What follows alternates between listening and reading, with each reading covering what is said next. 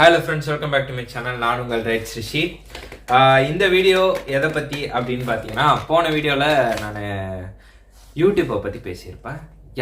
எனக்கு வந்து ஒரு ஸ்ட்ரைக் விழுந்திருந்தது வேற ஒரு சேனலில். அந்த சேனல் நான் கொடுக்குறேன். அந்த சேனலில் இந்த மாதிரி ஸ்ட்ரைக் நடந்து அப்படின்னு ஸ்ட்ரைக் கொடுத்ததை பற்றி நான் ஒரு வீடியோ போட்டிருந்தேன். அதில் வந்து ஒரு விஷயத்த வந்து சொல்லியிருப்பேன். என்னன்னா, ப்ராட்காஸ்டிங் பில் 2000 ரெகுலேஷன்ஸ் 2024 பற்றி நான் ஒரு வார்த்தை வந்து சொல்லியிருப்பேன். அடுத்த வீடியோ, அந்த வீடியோ தான் இது.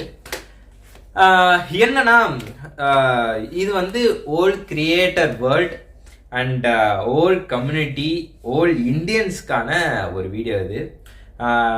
நீங்கள் அதை பார்த்து சப்ஸ்கிரைப் பண்ணுறதை தாண்டி என்ன விஷயம் போயிட்டு இருக்கு அப்படின்னு எல்லா கிரியேட்டர்ஸும் பேசுறாங்க. அதை பத்தி நானும் பேசணும்னு விருப்பப்படுறேன். ஏன்னா எனக்குமே இது வந்து ஒரு பிரச்சனையான ஒரு பில் தான்.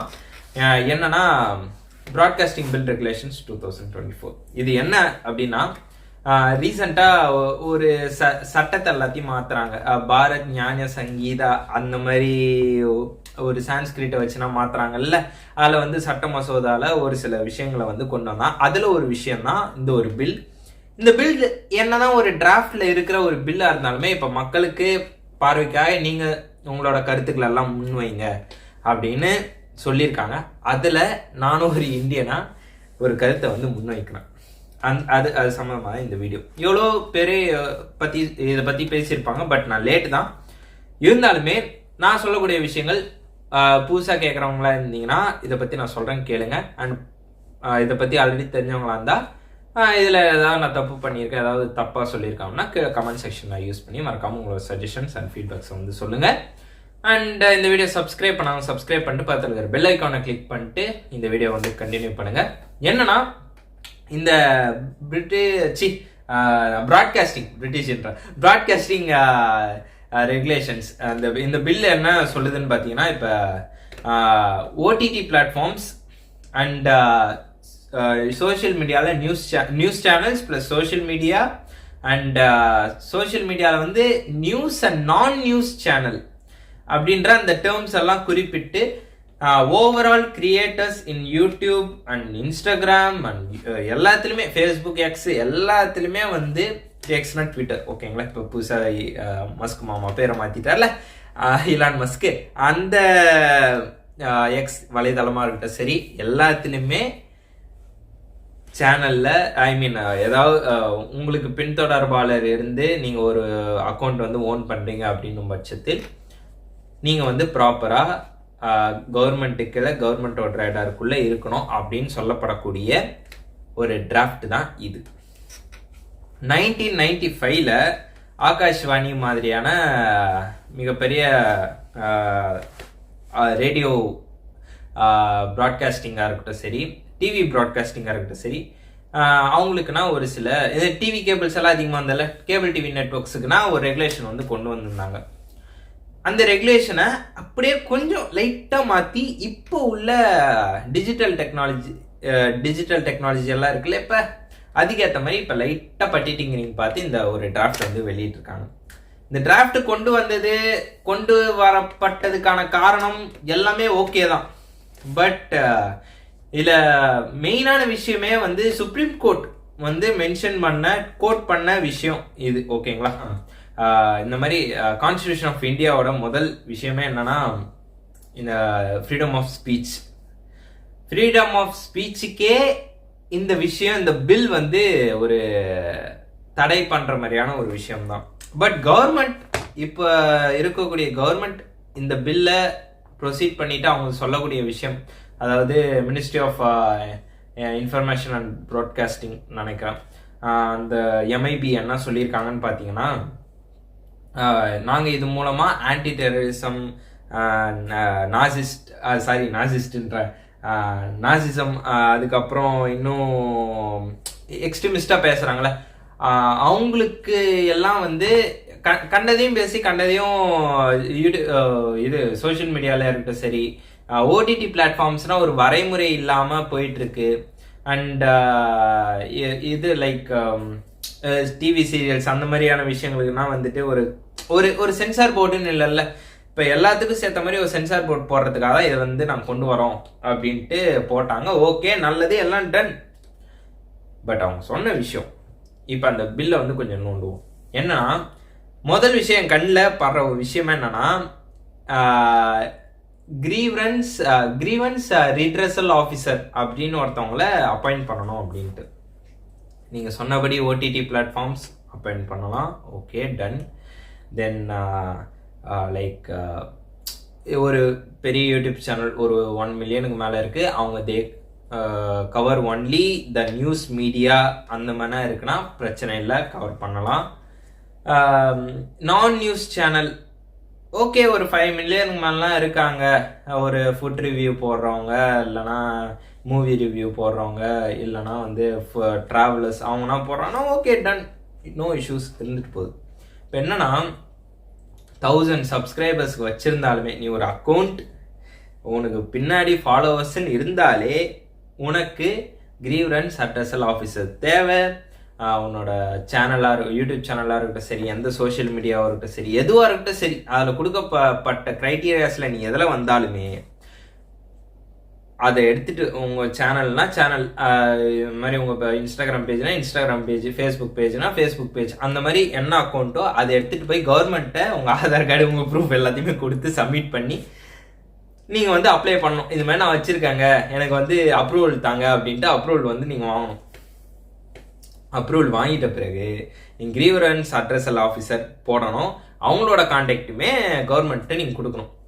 இப்போ இதன் மூலமாக நீங்கள் கவர்மெண்ட்டோட ரேடாருக்குள்ளே வந்துடுறீங்க. ஸோ இப்போ இஃப் தேர் எனி இஷ்யூ கவர்மெண்ட்டுக்கு எதிர்ப்பாக நீங்கள் பேசக்குள்ள இதை வந்து தப்பு.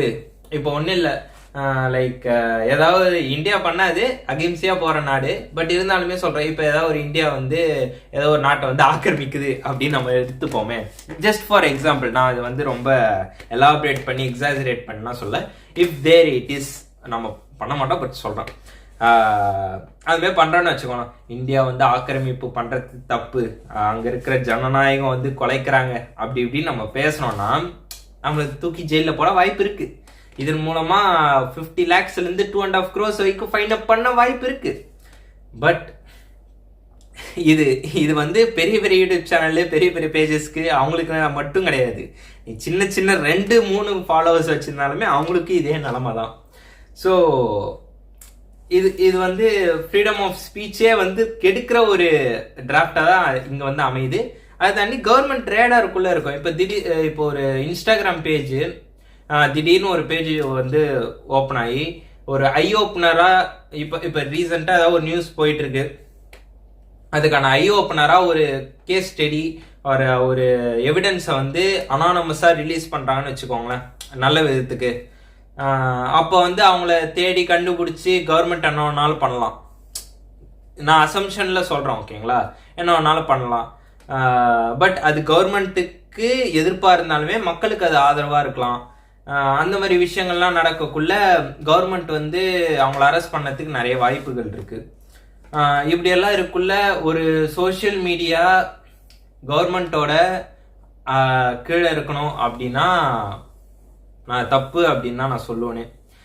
ஏன்னா இங்கே நம்ம பேசக்கூடிய விஷயங்கள் ஒரு கம்யூனிட்டி மாதிரி நம்ம பேசுகிறோம். இன்ஸ்டாகிராம் பேஜை வச்சிருக்கக்கூடிய நிறைய பேர் அவங்களோட முகத்தை காமிக்காம இனி வரைக்கும் இருந்துட்டு இருக்காங்க.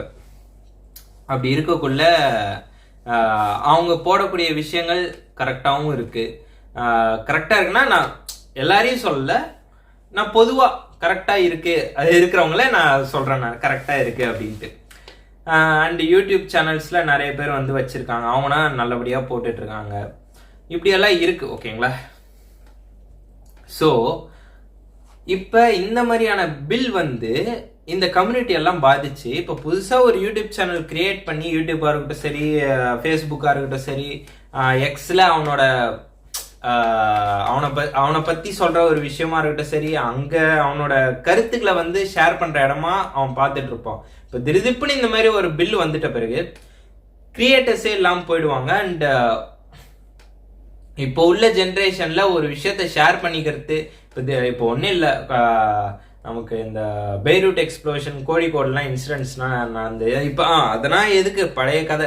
இப்போ ரீசெண்டாக நம்ம நிலச்சரிவு பார்த்தோம்ல, நம்ம இந்த சைடு கேரளாவா வால்பறையான்னு சரியா தெரியல, அந்த இடத்துல அந்த இடம்னா வந்த உடனே மெயின் மீடியா கவர் பண்ணல.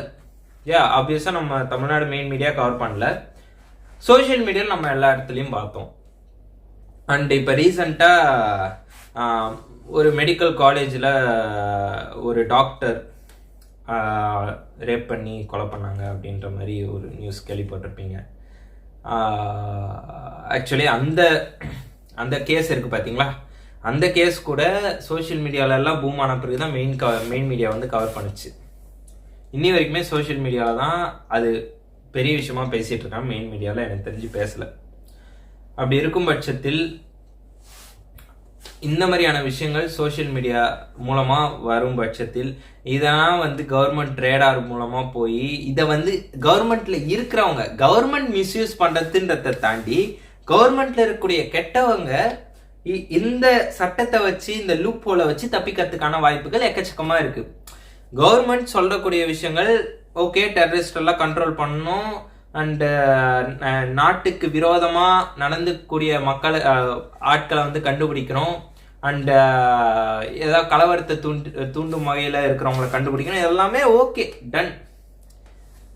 பட் நீங்கள் அவங்கள கண்டுபிடிக்கிறீங்கன்னு சொல்லிட்டு இருக்கிற ஜனநாயகத்தோட முதல் விஷயமான ஃப்ரீடம் ஆஃப் ஸ்பீச்சே நீங்கள் கெடுக்கிறீங்க. அதுக்கேற்ற மாதிரி தான் இந்த பில்லே இருக்குது. ஸோ இது எனக்கான இஷ்யூமே தான், ஓகேங்களா. நான் இப்போ இந்த யூடியூப் சேனல் ஆரம்பிக்கக்குள்ள நான் ஒரு ஜென்ரல் கரண்ட் அஃபேர்ஸை பற்றி தான் நான் இந்த சேனல் அதிகமாக போட்டுட்டு இருந்தேன்.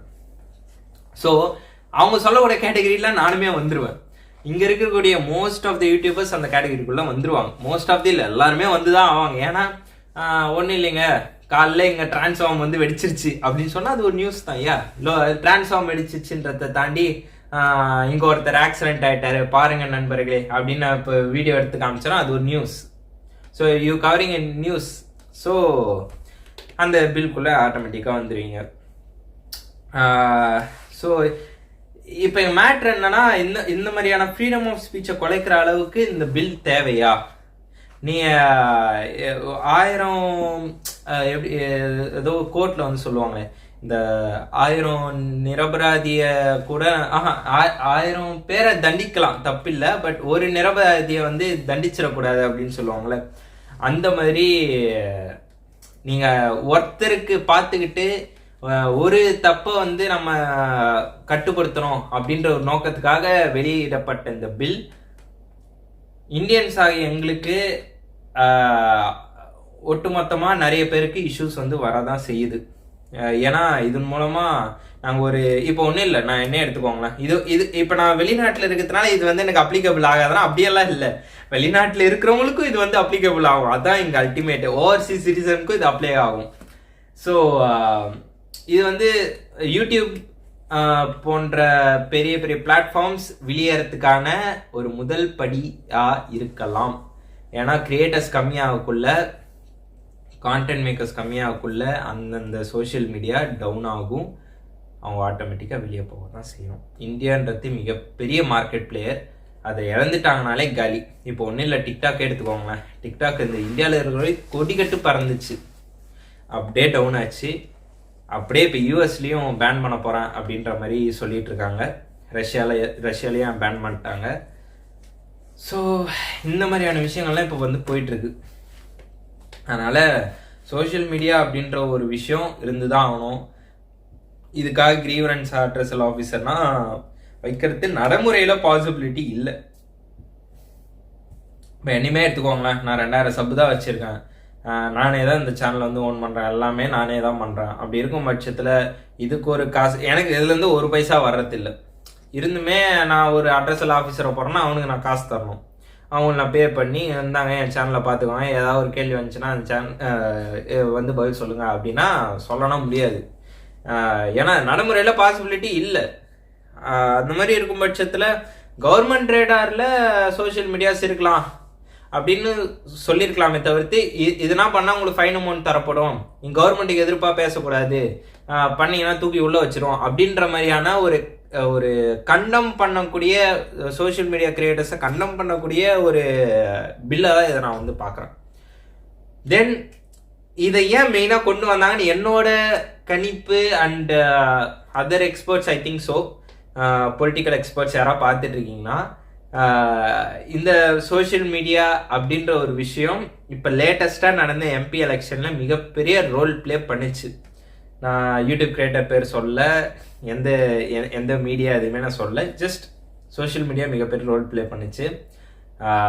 அப்படி இருக்கும் பட்சத்தில் அதை கண்ட்ரோல் பண்ணுன்றதுக்காக இதை வந்து கொண்டு வராங்களா அப்படின்றது தெரியல. பட் கவர்மெண்ட், நான் பார்ட்டி அப்படி இப்படின்னு பேசுறதை தாண்டி கவர்மெண்ட்டாக நீங்கள் எடுத்து பார்க்கக்குள்ள கவர்மெண்ட் நமக்கு நல்லது தான் செய்யும். ஏன்னா நல்லது செய்வாங்கன்னு சொல்லிட்டு தான் நம்ம எடுத்து அவங்கள வச்சுருக்கோம். அப்படி பார்க்கக்குள்ள இந்த பில் ஒரு விஷயத்த கண்ட்ரோல் பண்ணலாம், ஆனால் 1000 விஷயத்த வந்து ஒரு ப்ராப்ளம், இப்போ ஒரு ப்ராப்ளமான வந்து சீல் பண்ணுறதுக்காக 1000 ப்ராப்ளத்தை உருவாக்கிட்டு நான் அந்த ஒரு ப்ராப்ளத்தை சீல் பண்ணுறேன்ற மாதிரி தான் இந்த பில் இருக்குது. அதனால் இந்த பில் வர்றது என்னை பொறுத்த அளவுக்கு ஒரு நல்ல விஷயம் இல்லை. எல்லா கிரியேட்டர்ஸும் சொல்கிறது அதே விஷயம்தான். ஸோ நீங்கள் என்ன நினைக்கிறீங்க, ஆடியன்ஸ் ஆகிய நீங்கள் என்ன நினைக்கிறீங்க, அண்ட் கிரியேட்டர்ஸ் நிறைய பேர் இந்த வீடியோ வந்து வாட்ச் பண்ணிட்டு இருப்பீங்க, நீங்கள் என்ன நினைக்கிறீங்கன்றது சொல்லுங்கள். நான் பேசின விஷயங்கள்ல ஏதேனும் தப்புகள் இருந்தாலோ இல்லை இதெல்லாம் நீ மென்ஷன் பண்ணியிருக்கணும் அப்படின்ற விஷயம் ஏதாவது நீங்கள் சொல்லணும் அப்படின்னு நினச்சிங்கன்னா கீழே உள்ள கமெண்ட் செக்ஷன் யூஸ் பண்ணி சொல்லுங்கள். அண்ட் நம்மளோட இன்ஸ்டாகிராம் பேஜை வந்து டிஸ்கிரிப்ஷனில் கொடுக்குறேன், மறக்காமல் செக் பண்ணி பாருங்கள். And Spotify, apple music and அது மாதிரியான மியூசிக் ஸ்ட்ரீமிங் பிளாட்ஃபார்ம் நம்மளோட கவர் சாங்ஸ் இருக்குது. லேட்டஸ்ட்டாக நம்ம ரஷ்யாவில் இருக்கக்கூடிய வல்கோகிராத்துக்கு போயிட்டு வந்தோம். அதுக்கான வீடியோஸ் முதல் வீடியோ இங்கே நான் கொடுக்குறேன் ஐ கார்டில், மறக்காமல் செக் பண்ணி பாருங்கள். இதோடு நான் இந்த வீடியோ வந்து எண்ட் பண்ணிக்கிறேன். அடுத்த வீடியோ ஒரு நல்ல வீடியோவாக உங்களை வந்து அதில் வந்து நான் மீட் பண்ணுறேன். எனிவேஸ், தேங்க்ஸ் ஃபார் வாட்சிங் this video. Until then, bye from your ex Rishi. Bye.